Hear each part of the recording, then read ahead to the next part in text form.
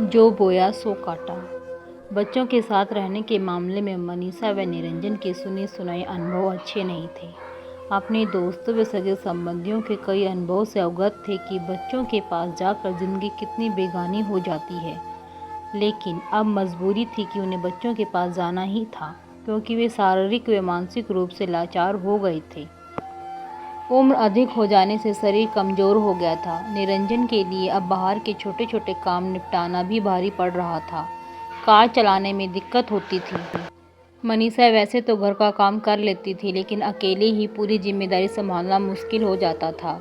नौकर चाकरों का कोई भरोसा नहीं, काम वाली थी, कभी आई कभी नहीं। छुट्टियां न मिलने की वजह से बेटा अनुज भी कम ही आ पाता था, इसलिए उन्हें अब मानसिक अकेलापन भी खलने लगा था।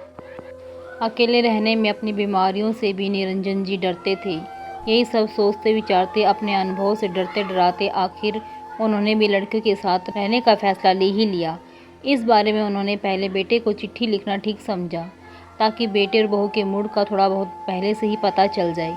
हफ्ते भर के अंदर बेटे का फ़ोन आ गया कि पापा आज ही आपकी चिट्ठी मिली है, आप मेरे पास आना चाह रहे हैं। यह हम सब के लिए बहुत खुशी की बात है। बच्चे और नीता तो इतने खुश हैं कि अभी से आपके आने का इंतज़ार करने लगे हैं।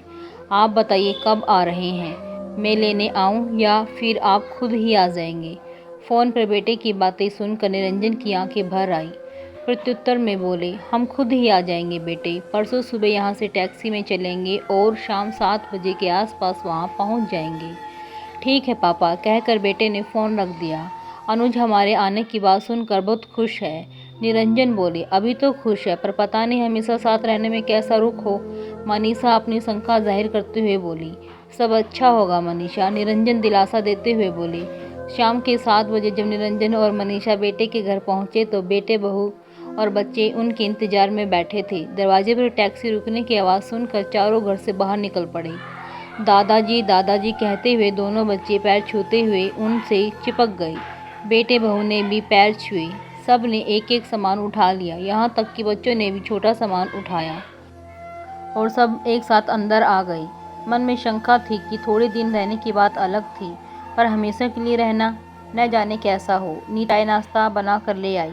सभी बैठकर गपशप करने लगे। मम्मी पापा आप फ्रेश हो जाइए, बहू नीता बोली। इस कमरे में आपका सामान रख दिया है, आज से यह कमरा आपका है। यह हमारा कमरा? पर यह तो बच्चों का कमरा है। बच्चे छोटे वाले कमरे में शिफ्ट हो गए हैं। लेकिन तुमने बच्चों का कमरा क्यों बदला बहू? उनकी पढ़ाई लिखाई डिस्टर्ब होगी। फिर छोटे से कमरे में दोनों कैसे रहेंगे? कैसी बात कर रही हैं मम्मी जी आप? घर के सबसे बड़े क्या सबसे छोटे कमरे में रहेंगे? बच्चों की पढ़ाई और सामान वगैरह के लिए अलग कमरा चाहिए।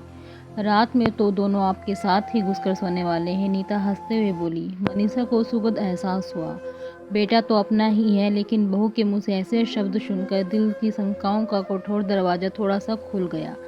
सुबह बहुत देर से नींद खुली। निरंजन उठकर बाथरूम हो आई। अंदर खटर पटर की आवाज़ सुनकर नीता ने चाय बना दी। उस दिन रविवार था। बच्चे व अनुज भी घर पर थे। चाय की ट्रे लेकर नीता दरवाजे पर खटखट कर बोली, मम्मी जी चाय। आजा आजा बेटी, अंदर आजा, निरंजन बोले। नींद ठीक से आई पापा? नीता चाय की ट्रे मेज पर रखती हुई बोली। हाँ बेटी, बहुत अच्छी नींद आई। बच्चे और अनुज कहाँ हैं? मनीषा ने पूछा। सब उठ गए हैं। बच्चों ने तो अभी तक दूध भी नहीं पिया है। कह रहे थे कि जब दादाजी उठ जाएंगे तो वे चाय पियेंगे और हम दूध। तुमने भी अभी तक चाय नहीं पी? मनीषा ट्रे में चाय के 4 कप देख कर बोली।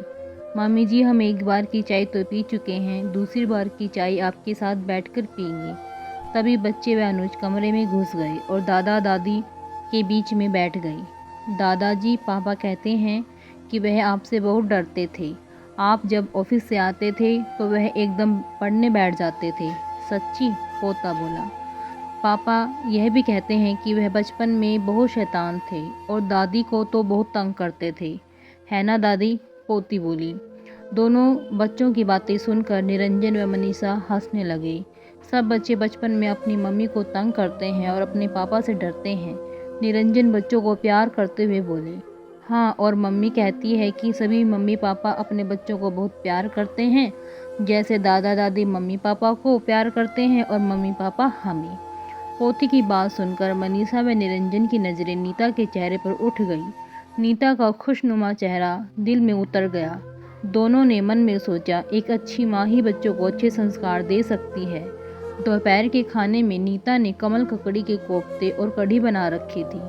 पापा, आप यह कोफ्ते खाइए, ये बताते हैं कि आपको कमल ककड़ी के कोफ्ते बहुत पसंद है।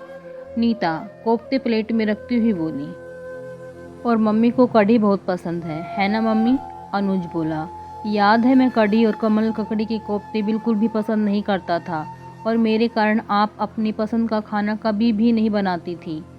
अब आपकी पसंद का खाना ही बनेगा, हम भी खाएंगे, बेटा बोला तो मनीषा को अपने भाव पर निरंतर रखना मुश्किल हो गया। आंखों के कोर भीग गए। नहीं बेटा, खाना तो बच्चों की पसंद का ही बनता है, जो बच्चों को पसंद हो वही बनाया करो। रात को पोते व पोती में बीच में कौन सोएगा, इसको लेकर होड़ हो गई। आखिर दोनों बीच में सो गई। थोड़ी देर बाद नीता आ गई। चलो बच्चों, अपने कमरे में चलो। नहीं, हम यहीं सोएंगे, दोनों चिल्लाए। नहीं दादा दादी को आराम चाहिए, तुम अपने कमरे में सो। रहने दे बेटी, निरंजन बोले, 2-4 दिन यहीं सोने दे, जब मन भर जाएगा तो खुद ही अपने कमरे में सोने लगेंगे। दोनों बच्चे उस रात दादा दादी से चिपक कर सो गए। दिन बीतने लगा। नीता हर समय उनकी छोटी छोटी बातों का ख्याल रखती। बेटा भी ऑफिस से आकर उनके पास जरूर बैठता। एक दिन मनीषा शाम को कमरे से बाहर निकली तो नीता फोन पर कह रही थी, मैं नहीं आ सकती, मम्मी पापा आए हुए हैं, यदि मैं आ गई तो वे दोनों अकेले रह जाएंगे, उनको खराब लगेगा। कहकर उसने बात खत्म कर दी। कहाँ जाने की बात हो रही है बेटी? कुछ नहीं मम्मी जी, ऐसे ही मेरी सहेली बुला रही थी कि बहुत दिनों से नहीं आई। तो क्यों नहीं जा रही हो? हम अकेले कहाँ हैं, और फिर थोड़ी देर अकेले भी रहना पड़े तो क्या हो गया? देखो बेटी, तुम अगर नहीं जाओगी तो मैं बुरा मान जाऊंगी। नीता कुछ न बोली और दुविधा में खड़ी रही। मनीषा नीता के कंधे पर हाथ रखकर बोली, बेटी मम्मी पापा आ गए हैं, इसलिए अगर तुमने अपनी दिनचर्या में बंधन लगाए तो हम यहाँ कैसे रह पाएंगे? यह अब कोई 2-4 दिन की बात थोड़े न है, अब तो हम यही हैं। कैसी बात कर रही हो मम्मी जी आप? आपका रहना हमारी सिर आंखों पर है। मैं बंधन थोड़ी न लगा रही हूँ, और थोड़ा बहुत बंधन रहे भी तो क्या, बच्चों के कारण माँ बाप बंधन में नहीं रहते हैं, फिर बच्चों को भी माँ बाप के कारण बंधना पड़े तो कौन सी बड़ी बात है। नीता की बात सुनकर मनीषा ने चाहा कि उसे गले लगाकर खूब प्यार करे। मनीषा ने नीता को जबरन भेज दिया। धीरे धीरे मनीषा की कोशिश से नीता भी अपनी स्वाभाविक दिनचर्या में रहने लगी। उसने 1-2 किट्टी भी डाली हुई थी तो मनीषा ने उसे वहाँ भी जबरदस्ती भेजा। उसकी सहेलियां जब घर आती तो मनीषा चाय बना देती, नाश्ते की प्लेट सजा देती। नीता के मना करने पर प्यार से कहती, तुम जो हमारे लिए इतना करती हो, थोड़ा सा मैंने कर दिया तो क्या कौन सी बड़ी बात कर दी। अनुज व नीता को अब कई बातों की सुविधा हो गई थी। कहीं जाना होता तो दादा दादी के होने से बच्चों की तरफ से दोनों ही निश्चित रहते।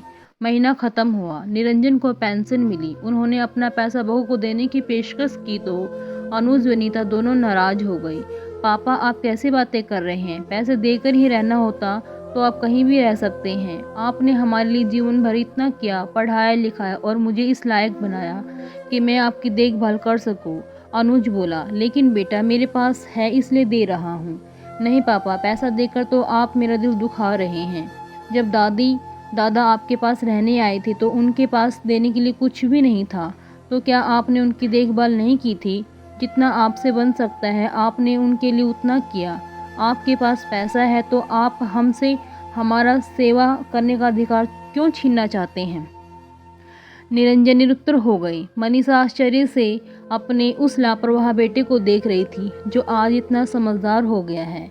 अनुज ने जब पैसे लेने से साफ मना कर दिया तो निरंजन ने पोते और पोती के नाम से बैंक में खाता खोल दिया और जो भी पेंशन का पैसा मिलता उसमें डालते रहते। बेटे ने उनका मान रखा और वे बेटे का मान रख रहे थे। एक दिन निरंजन सुबह उठे तो बदन टूट रहा था और कुछ हरारत सी महसूस कर रहे थे। मनीषा ने उनका उतरा हुआ चेहरा देखा तो पूछ बैठी, क्या हुआ, तबीयत ठीक नहीं है क्या? हाँ, कुछ बुखार सा लग रहा है। बुखार है? मनीषा घबराकर माथा छूती हुई बोली। अनुज को बुलाती हूँ। नहीं मनीषा, उसे परेशान मत करो, शाम तक देखते हैं, शायद ठीक हो जाए। मनीषा चुप हो गई, लेकिन शाम होते होते बुखार बहुत तेज हो गया। दोपहर के बाद निरंजन लेटे तो उठे ही नहीं। शाम को ऑफिस से आकर अनुज पापा के साथ ही चाय पीता था। निरंजन जब बाहर नहीं आए तो नीता कमरे में चली गई। मनीषा निरंजन का सिर दबा रही थी। पापा को क्या हुआ मम्मी जी? तेरे पापा को बुखार है। बुखार है? कहती हुई नीता ने बहू की सारी औपचारिकताएं त्याग कर निरंजन के माथे पर हाथ रख दिया। पापा को तो बहुत तेज बुखार है। तभी पापा आज सुबह से सुस्त ही लग रहे थे।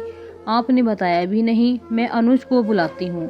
इतना कहकर नीता अनुज को बुला लाई। अनुज जल्दी ही आ गया और मम्मी पापा को तकलीफ न बताने के लिए एक प्यार भरी डांट लगाई। फिर डॉक्टर को बुलाने चला गया। डॉक्टर ने जांच के दवाइयाँ लिख दी। मौसमी बुखार है, 3-4 दिन में ठीक हो जाएंगी, डॉक्टर बोला। बेटा बहू पोता पोती सब निरंजन को घेर कर बैठे गए। नीता ने जब पढ़ाई के लिए डांट लगाई तब बच्चे पढ़ने गए। खाने में क्या बना दूं? नीता ने पूछा। निरंजन बोले, तुम जो बना देती हो वही स्वादिष्ट हो लगता है। नहीं पापा, बुखार में आपका जो खाने का मन है वही बनाऊंगी। तो फिर थोड़ी सी खिचड़ी बना दो। थोड़ा सा सूप भी बना देना नीता, पापा को सूप बहुत पसंद है, अनुज बोला। निरंजन को अटपटा लग रहा था कि अनुज उनके लिए इतना कुछ कर रहा है। उनकी हिचकिचाहट देखकर अनुज बोला, मैं कुछ नया नहीं कर रहा। आप दोनों ने दादा व दादी की लिए जितनी सेवा की उतनी तो हम आपकी कभी भी नहीं कर पाएंगे। पापा मैं तब छोटा था, आज जो कुछ भी हम करेंगे हमारे बच्चे वही सीखेंगे। बड़ों का तिरस्कार कर हम अपने बच्चों से प्यार और आदर की उम्मीद कैसे कर सकते हैं? यह कोई एहसान नहीं है। अब आप आराम कीजिए, हमारा बेटा औरों जैसा नहीं है। मनीषा भर्राई आवाज में बोली। हाँ मनीषा, वह बुरा कैसे हो सकता है? तुमने सुना नहीं उसने क्या कहा? हाँ, बच्चों में संस्कार उपदेश देने से नहीं आते हैं, घर के वातावरण से आते हैं। जिस घर में बड़ों का महत्वपूर्ण स्थान होता है उस घर में बच्चे बड़ों को आदर देना सीखते हैं, और जिस घर में बड़ों का तिरस्कार होता है उस घर के बच्चे भी तो वही सीखेंगे। एक पल रुक कर मनीषा फिर बोली, हम दोनों ने अपने माता पिता की सेवा उचित देखभाल की। हमारी गृहस्थी में उनका स्थान हमेशा ही महत्वपूर्ण रहा। वही हमारे बच्चों ने सीखा। लेकिन अधिकतर लोग अपने बच्चों से तो सेवा व आदर की उम्मीद करते हैं, लेकिन वे अपने जीवन में अपने बड़ों की मौजूदगी को भूल चुके होते हैं। मनीषा के मन में आज सारे संशय खत्म हो चुके थे। उनके सगे संबंधियों दोस्तों ने उन्हें अपने अनुभव बताकर उनके मन में बेटे बहू के प्रति डर व नकारात्मक विचार पैदा की। अब वे अपने अनुभव बताकर दूसरों के मन में बेटे बहू के प्रति प्यार व सकारात्मक विचार भरेंगे। निरंजन ने संतोष से आंखें बूंद ली और मनीषा कमरे की लाइट बंद कर बहू की सहायता करने के लिए रसोई में चली गई। आखिर इंसान जो अपनी जिंदगी में बोएगा वही तो काटेगा। कांटे बो कर फूलों की उम्मीद करना तो मूर्खता है। दोस्तों, अगर आपको ये कहानी पसंद आई हो तो please like share and comment जरूर करना। अगर कोई इस चैनल पर नए हैं तो प्लीज़ सब्सक्राइब जरूर करना। धन्यवाद।